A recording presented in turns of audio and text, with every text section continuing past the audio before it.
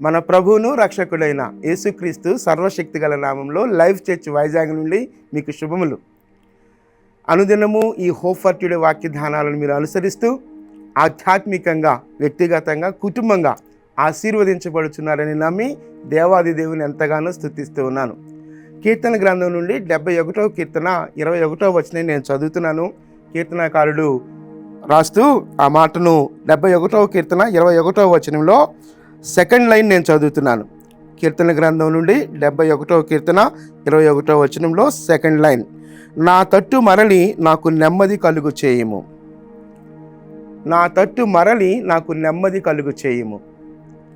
ఇది ఒక ఉన్నతమైనటువంటి ప్రార్థన. దేవా, నా తట్టు మరలి నాకు నెమ్మది కలుగు చేయము. నెమ్మది అన్న దగ్గర కంఫర్ట్ అనే పదం వాడబడింది. టేక్ అవే మై సారో అనే పదం కూడా వాడబడింది. దేవా, నా దుఃఖాలను నా నుండి దూరం చేయి ప్రభువా అని ప్రార్థన చేస్తున్నాడు. దేవా, నా దుఃఖాలను నా నుండి దూరం చేయి ప్రభువా అని ప్రార్థన చేస్తూ, దేవా నాకు నెమ్మది కలుగు చేయి ప్రభువా అని ప్రార్థన చేస్తున్నాడు. ఆయా సందర్భాలలో మన జీవితాలలో మనం చేసే పనులు లేదా ప్రయత్నాలు పరుగెత్తి నెమ్మది లేనటువంటి జీవితాలు మనం కలిగి ఉన్నట్లయితే, ఇదిగో కీర్తనకారుడు అంటున్నాడు, దేవా నా తట్టు మరలి నాకు నెమ్మది దయచే ప్రభు అంటున్నాడు. ఒకవేళ వ్యాపారంలో నష్టాన్ని చవిచూచి ఉండవచ్చు. ఒకవేళ ఉద్యోగ ప్రయత్నాలు చేసి నెమ్మది లేక ఒకలాంటి అసహనానికి, నిస్సహాయ స్థితికి గురై ఉండొచ్చు.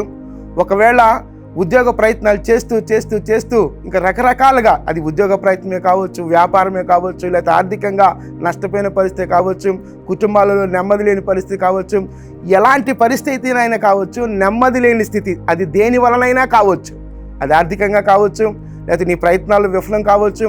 పరిస్థితి ఏదైనా, ఆ ప్రతి పరిస్థితుల్లో నెమ్మదిని కోల్పోయిన స్థితిలో ఉన్నప్పుడు, ఇదిగో కీర్తనకారుడు రాస్తూ అంటున్న మాట, దేవా నా తట్టు మరలి నాకు నెమ్మది దయచే ప్రభు అంటున్నాడు.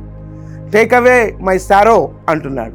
నా దుఃఖాన్ని దూరపరచు ప్రభు అంటున్నాడు.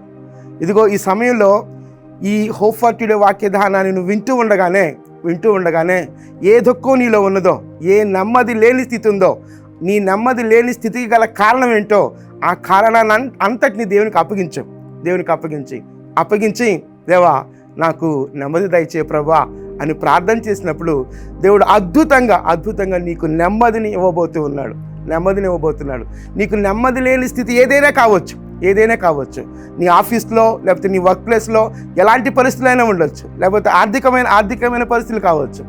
ఏ కారణం చేతనైనాను నీవు నెమ్మది లేని స్థితిలో ఉన్నట్లయితే చిన్న ప్రార్థన, దేవా నా తట్టు మరలి నాకు నెమ్మది దయచేవా ప్రభా అని ప్రార్థన చేసినప్పుడు, దేవుడు తన నెమ్మదితో, తన కంఫర్ట్తో తన సంతృప్తిని నీకు ఇచ్చే దేవుడిగా ఉన్నాడు. నేను ఆ మాటను మరలా ఒకసారి నేను చదువుతున్నాను మీకోసం. నేను మరలా చదువుతున్నాను. నా తట్టు మరలి నాకు నెమ్మది కలుగు చేయము. కంఫర్ట్ ఎక్కడ డిస్కంఫర్ట్గా, ఎక్కడ అన్కంఫర్ట్గా ఉంటున్నావో, ఎక్కడ సంతృప్తిదాయకంగా జీవించలేని స్థితి నీకు ఉంటుందో, ఆ పరిస్థితులను దేవునికి అప్పగించి టేక్ అవే మై సారో, నా దుఃఖాలను దూరపరచు ప్రభు అని ఒక చిన్న ప్రార్థన. ఈ హోప్ ఫర్ టుడే వాక్యధానాన్ని ఈ సమయంలో వింటుండగానే దేవా నా తట్టు మరలి నాకు నెమ్మది దయచే ప్రభు అని ప్రార్థన చేస్తావా? ప్రార్థన చేయగలిగితే, అలాంటి హృదయం దేవుడు నీకు ఇస్తే, నువ్వు ప్రార్థన చేయగలిగితే, ఏ నెమ్మది లేని స్థితి నీకుందో ఆ ప్రతి నెమ్మది లేని స్థితిలో దేవుడు నీ తట్టు మరలి దేవుడు నీకు నెమ్మదిని ఇవ్వబోతున్నాడు. నిరీక్షణ కలిగి ఆ ప్రార్థన చేద్దామా? ప్రార్థన చేద్దాం. కృప కలిగిన దేవా, దయగలిగిన మా తండ్రి, నిజమే ప్రభా, నీవు మాకు నెమ్మదిని అనుగ్రహించే దేవుడవు, మా దుఃఖాలను దూరపరిచే దేవుడవు ప్రభా. ఇదిగో కీర్తనకారుడు రచించినట్లుగా ప్రభా, దేవా మా తట్టు తిరిగి మాకు నెమ్మది కలుగు చేయము.